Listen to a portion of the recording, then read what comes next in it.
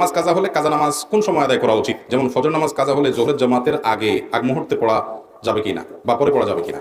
দেখুন, যদি ফজরের নামাজ কাজা হয় এটা জোহরের আগে না, বরং কাজা হয়েছে ফর এক্সাম্পল আপনি ঘুম থেকে উঠতে পারেন না, অ্যালার্ম দিয়ে রাখছেন তাও উঠতে পারেন না, গভীর ঘুম হয়ে গেছে, অ্যাক্সিডেন্টলি এরকম হঠাৎ একদিন হয়ে গেছে, তাহলে যখন ঘুম ভাঙছে তাড়াতাড়ি করে ওযু করে আগে নামাজ পড়ে ফেলবেন। কারণ হাদিসে আসছে নবী করিম সাল্লাল্লাহু আলাইহি ওয়াসাল্লাম বলেছেন, মান নামা আন সালাতিন আও নাসিহা ফালইউসাল্লিহা ইযা যাকারহা ফাইন্না যালিকা ওয়াক্তুহা। কেউ যদি ঘুমের কারণে নামাজ পড়তে না পারে বা ভুলে গেছে, তাহলে এরকম ব্যক্তির যখন স্মরণ হবে বা ঘুম থেকে উঠবে সাথে সাথে সে নামাজ পড়বে, ওইটাই তার ওয়াক্ত।